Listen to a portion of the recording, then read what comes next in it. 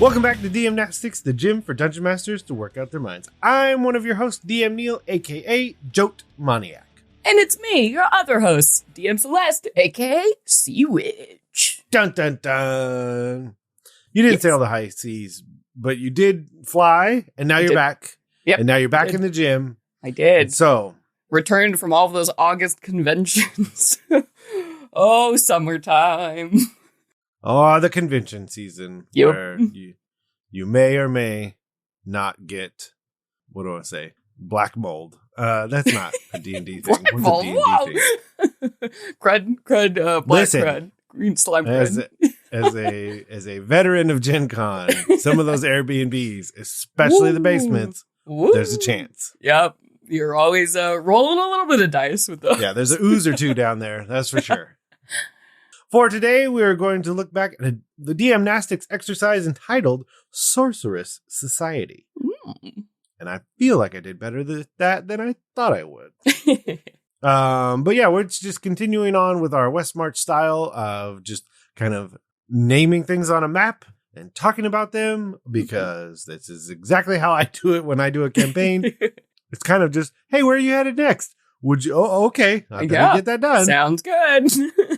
But this time, and there'll be links in the show notes to the maps and everything like that. But we started in like Seal Village and kind of started moving east, where there are the Starfall Mountains, which I know we've mentioned before. The basic idea is what kind of sorceress society would be built up around those mountains because of all the magic activity that happens there.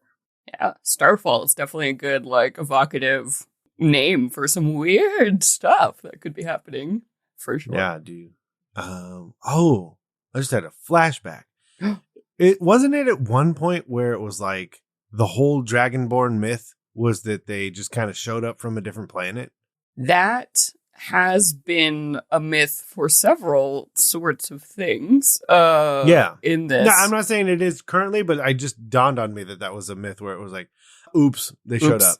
Oops, from a different planet. Of course, you have like Keep on the Borderland style, where it could just be a spaceship that's in the side of the mountain. Kind of your Githyanki, from the astral sea, just plopping down, What if it's just a dead murder comet? Whoa! Or just dinosaur bones, just haunted dinosaur bones everywhere. Okay, wait, that's my society. I'm saving that for later. Okay.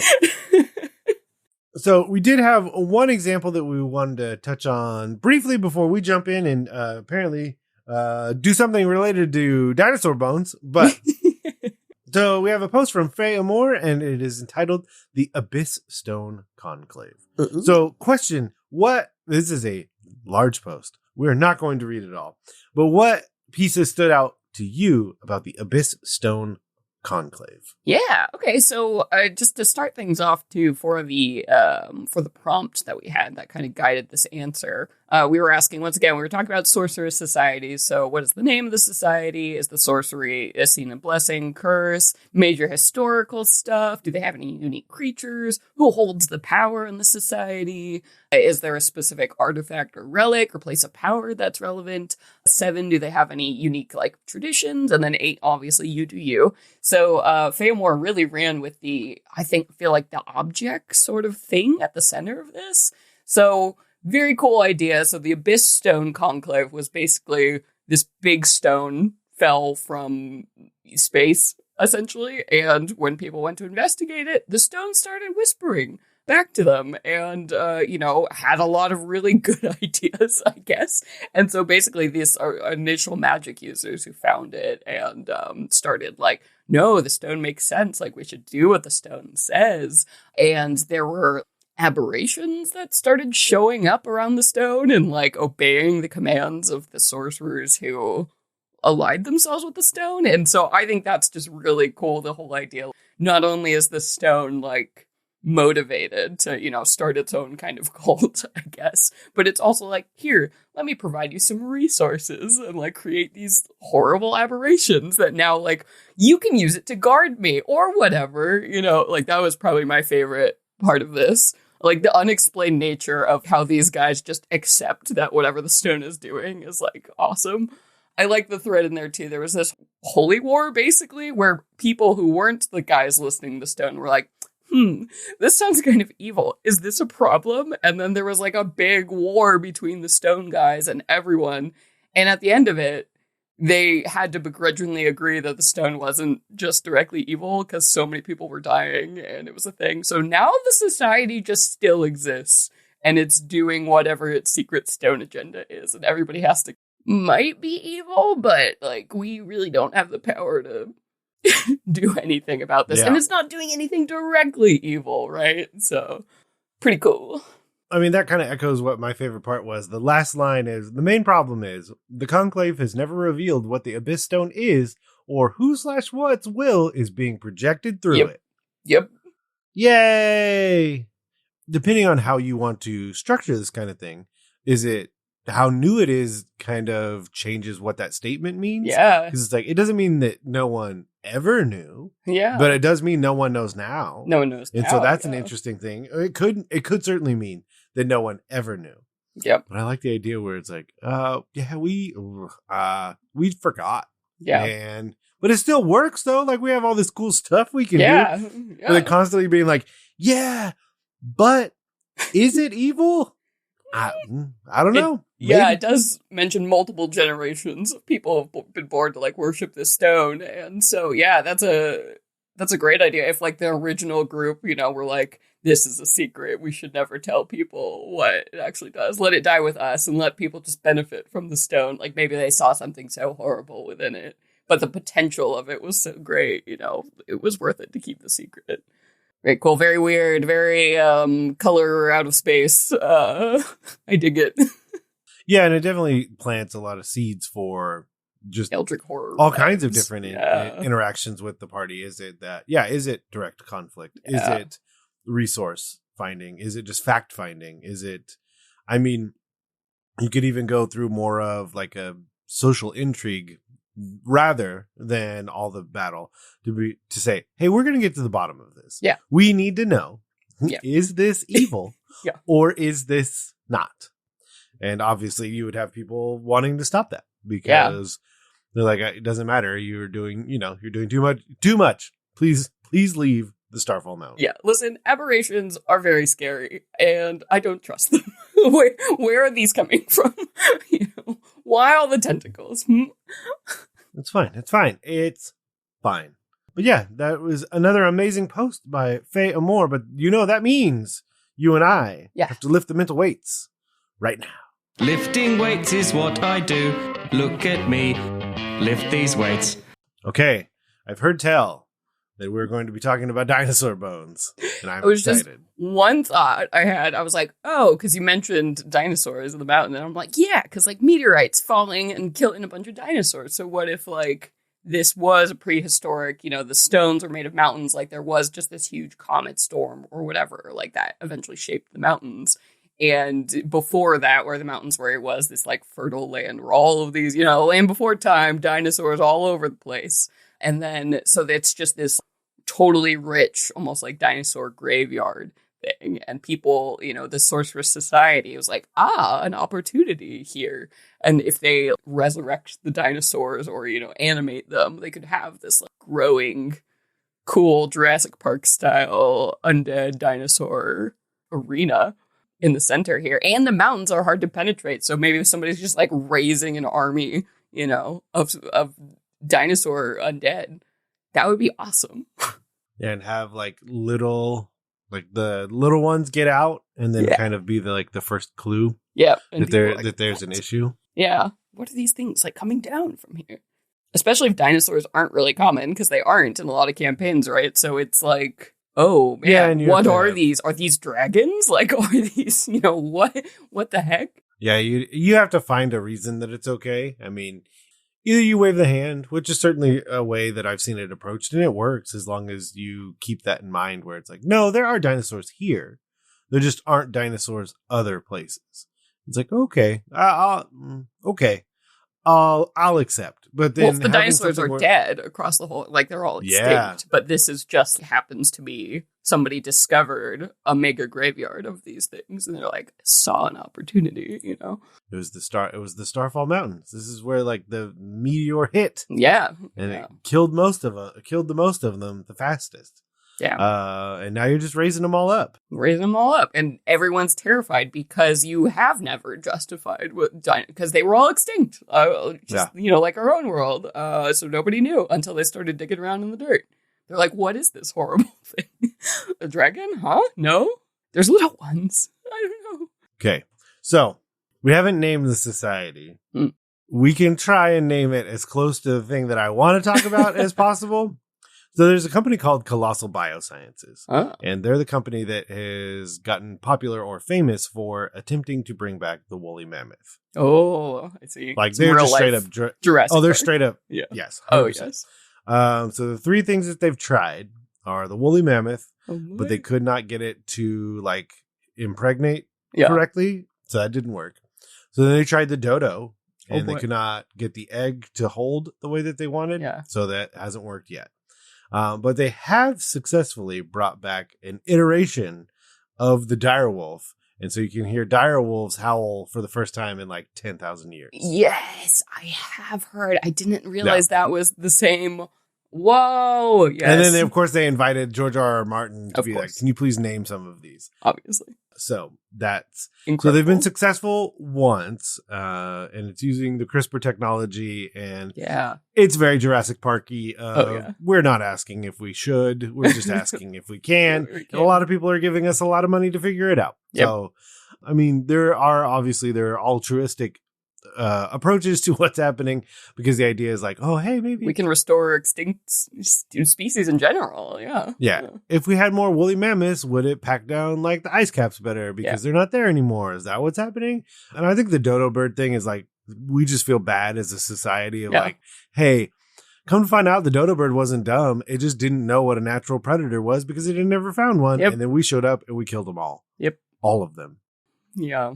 And all the other species that humans have killed, hunted nearly to extinction. I mean, like, you know, the rhino was so close to dying completely, you know, and so this is kind of the next stage of rehabilitation. So, yeah, having like a magical sorcerer society, like, I think that would be very cool. You could make them, what's nice about this is you could make them like allies. Like they are doing this altruistically, like trying to bring back these creatures or like trying to teach the world about this. Or you could make them villainous in the fact that maybe they have kind of a druid or like a natural bent, like, hey, you kept these creatures, or for some reason, like these creatures were supposed to be here and now they're not. So now you all must pay for what you have done, right? And these creatures will return. So you really have some flexibility. And then you have flexibility within the people within the society, too. Like, if, you know, maybe some of them are good and want to do this for a good reason. And then there's always one guy. What if I used T-Rexes to just obliterate, you know, all of these villages? Ultimately, it's a source of power because you think of like polymorph and summoning, and now you have access to these things that otherwise you wouldn't have access to because it's the only place potentially in the world that you could actually see the creature to turn into it. Yeah, the animate dead spell requires that you have a corpse to animate, right? So this is that on a huge scale, right? So I think, a necromantic society makes a lot of sense. I think when we're talking about the traditions and I don't think it's in there. Well, who holds power, I guess, is number 5. Who holds power? Is it the most powerful sorcerers, the oldest bloodlines, those with the most political acumen, or a combination of these? And I think it's more interesting to say, hey, maybe there are multiple factions inside this society, and they super don't agree about how this should go down. Yeah. And there are like the necromantic ones and the ones who are like, hey, if we just spend like extra time and do this correctly, like we could just bring them back to life instead of using them. Also, that's a giant undead T-Rex though. Yeah. I mean, I like the idea that maybe this was probably a group of magical scholars or something. They were looking for something else, right, when they went to the Starfall Mountains, and they happened to find this. And then that initial kind of research party, you know, the people who discovered it, because this is often how it works in science and real life, too. The people who initially discover it are the ones who kind of start building, you know, the school, the resources, like, around here, and then they hire on other people. And so if they're kind of the, you know, this, like, ruling little council at the heart of it, and then they keep bringing in more and more people, right? That's how you get these, like, kind of factions inside of this. But they both have, you know, the credit for discovering this thing, right? So, yeah, I kind of like the idea, like, there's a, you know, I don't know, something cool, like the Palace of Bones or the Tower of Bones, right? That they've built at the center of this, like, for this kind of mecca, right? For people to come and study these things and get involved. Yeah, and I also like the idea of it being very lush, like, very green, very everything. Making, and that both being like a way to hide the necromantic version and also like make it less accessible to others. Like if you don't know. Yeah, I definitely love the idea. It's like a crater, you know, surrounded by the mountains, which makes sense because it would have been a crater if that was like, you know, the big meteor fall in the center there. So it's hard for the wandering creatures to get out. And like making it to this tower at the center would be a huge, big fun adventure for sure. And then one that stuck out to me, do they have unique magical traditions, spells, or rituals specific to the society? I mean, I really like the idea that if maybe the sub-factions or whatever, they each kind of align with a specific kind of dinosaur, they've sort of like taken that over, right? So maybe they each specialize in like, oh, I'm the guy who resurrects, you know, pterodactyls, and I'm just riding around on those. And this is like the velociraptor people, and, you know, maybe they have like cool helmets, or like they wear the bones, or like, you know, they're styled around each of these different sort of factions there. So you have to talk to like the specialists, right? And so that's kind of how their magic is, you know, themed. I kind of keep forgetting that like with sorcery, you have bloodlines. Yeah. So I wonder if there's a reverence for Dragonborn, because like, is there this assumption that is it true or not? I mean, then that's the joy of this whole thing, is right? Like, truth or not, like you get to decide that, and you can let your players ultimately decide that as well. But like installing a Dragonborn in the like highest parts of this society, just because everyone is like, well, yeah, it's kind of like a dragon. Yeah.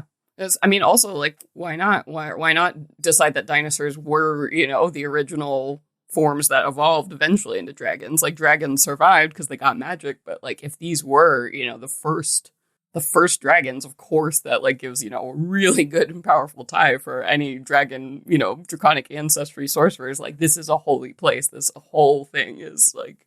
Proto-dragons. I like that. And then come to find out none of it's true. Or, you know, and that could be the twist at the end of it all, is that just there was a group of Dragonborn who ultimately decided like, oh yeah, we could totally make this work for us, and infiltrated, and everything else can be true except for like this one little fact. Yep. And you're like, oh wait, hold on, what? And they like use that as the excuse to like take over. That'd be cool. There's a lot there. I love my dragon. Wait, we didn't name. The dragon, the Bone Society. Colossal Biosciences is our base of the real world touchstone. I do like the word colossal because I feel like there's going to be a big focus on like the biggest. Yeah, colossal, fossil. Fossorial is a really great word. That doesn't actually mean fossil, but it's a cool word. I learned fossorial means creatures that burrow or dig within the earth. Oh, nice. Isn't that interesting? Dino collective. Ooh. I mean, I'm always drawn to alliteration. It's not necessary. But the Colossal Council. Ooh. Yeah. I mean, that's nice and impressive on the outside without knowing too much about it, which I feel like this society might want. Yeah. Yeah. The Colossal Society. I like it. Done. We done. Ready. I want them in my games right now. Okay. Dinosaurs. They're all based off the show from the 90s. Dinosaurs. Yes. Oh boy. It's got very silly. Yep. Super cool necromancy. Also, I'm a puppet. not the mama. So if you enjoyed this episode and you want to leave us a rating and review, you can always do so over at Apple Podcasts or your podcatcher of choice. And of course, if you want to email us about how you've added dinosaurs to your game, you can always go to dungeonmasterblock@gmail.com. And of course, if you head to social media, good on you. And you can typically find us at DMS_block. You can find me at JoteManiac and find me at C. Conowitch. And for everything else on the network, check out blockpartypodcastnetwork.com. And as always, a huge thank you to the bards over in Bombarded for our intro and outro music. You can find out more about Bombarded at bombardedcast.com. So let's head to the post-workout cooldown and stretch with the light bulb.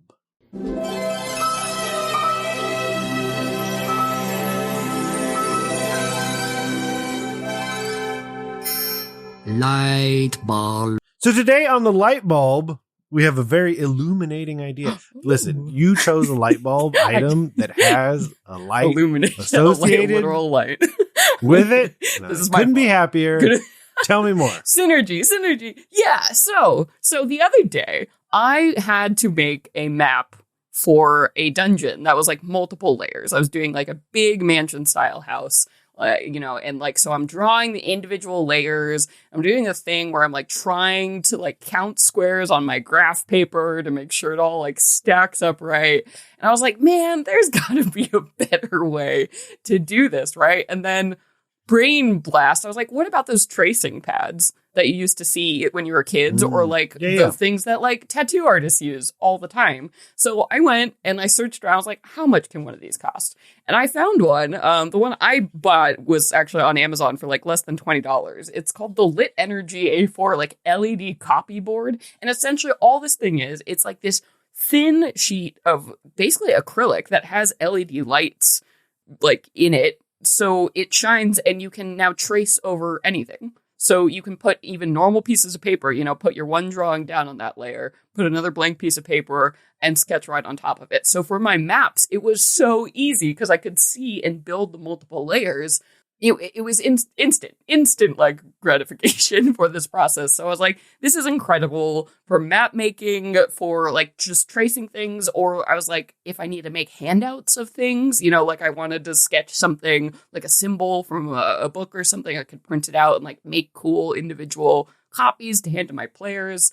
Just a really great all around ad, I feel like, for Game Master prep and for those like weird specific scenarios for a really reasonable price. And this thing is like super thin, so I can just slide it easily on my bookshelf or whatever it is, and it plugs right with a USB into any USB port. So super low maintenance, really nice, easy investment. I can't believe I was just counting graph paper squares like a fool before I got this for my map needs. Yeah, I was checking it out. But there are different size options. I've had a smaller one before, and it's still very, very helpful. Yeah. One of the things that I've noted for like me and map making is like, for the most part, like sometimes sometimes I don't plan ahead very well when I start making my maps. And I'm like, oh, cool. Great job. I ran out of space. I hit the top, of the page before I thought I was going to hit the top of the page. But I've already kind of like drawn the map. Mm-hmm. And so like the map is the map. And I feel like this would be just nice to be like, oh, okay, this would be perfect. So you could restart, on a fresh piece of paper or put it at the bottom. Yeah. The more I thought about all the possible applications, the happier I got with it. And it really is like, and you can also just trace anything. And yeah, this one is big enough for probably like a double sheet of like computer paper. So I can't imagine there's going to be anything bigger that I need from this. But just a super nice tool that really, really saved me a ton of time, especially if you're making like a very strict structured dungeon, right? That can only take up so much space. Like for mine, it was a mansion, so a multi-level mansion. So I had to get all the basement floors, right? And all the, the third floor on top of it. So I needed everything to really build well together. And this just made it so much simpler. For under $20, absolute steal. Good golly. Yeah, so A4 is 11 by 8. Yeah. It seems like. And then you can keep going. Yep. So like if you wanted to spend up a little bit, you can go as high as A2. Yeah. and A2 is 2 foot by 1.5 feet. Yeah. And they have a ton of these. Like, so if you want something more stable, like I know a lot, like I said, tattoo artists use this a lot to put their designs on like transfer paper. So they have like big, bulky or heavy ones, or ones that you can really customize and like, you know, sort of more easel. So you can spend a lot of money on these things. But for, you know, if you're just a home GM like me, you know, making the occasional map, like this, something like this is exactly what you need. It does, you know, what those fancy ones do at, you know, a fraction of the cost. Yeah. And it's highly reviewed. Holy cow. People have these. Yeah. The company that makes it, if you guys want to check it out, the brand is Lit Energy, and they make all kinds. So they make all the way up to the upper scale ones too, that come with their own like cases and stuff, you know, if you want to use it for art needs, or, you know, you're a student or something. So they have a ton of different options, but check out, Lit Energy, to see all the good stuff out there. But I love mine. It's so thin. It's really incredible. I mean, maybe it's below 1/2 inch, certainly. Maybe 1/4 inch. It's really neat. Yep. It didn't take me very long to immediately find someone using it for maps in the photos. It's so perfect. Like I can't even believe that I waited so long to get this. Maps, tattoos, designs. Mm-hmm. Or like great for your kids too, if they want to trace things. I was always tracing things as a kid, you know, when learning to draw. Doing even basic outlines to like start with like a real life portrait type thing. But I also think about like additive stuff to like a map. Yeah. Because sometimes I don't have the best freehand when it's like, oh, I have this idea for this symbol, or I have an idea for this logo, or like I want to draw a cool compass rose on this thing, but like I'm a terrible artist, you know, like you can find one you like and put it on there. Or tracing letters. Yeah, if you want some fancy lettering on your map, like this is a good, you know, you could type out the font, print it out, and then, you know, hand draw it on your cool map. And as always, they don't know we're doing this. No. Listener, just if so you know. If it's your home game, trace away. No, I just meant the company has no idea we're talking about. No idea. Yeah, we're not getting a kickback or anything. It's just a really great thing you guys make. Thank you for making my maps easier. Perfect. But with that, we're going to turn out the lights and head out of the gym. But before we go, I want to implore you, the listeners, to join the forums, the Discord, social media, and anywhere else you can find us and take part in these challenges, exercises, and other amazing conversations being had. To do that, head over to bit.ly/DM banter and try some DM-Nastics so your players don't ask, do you even lift?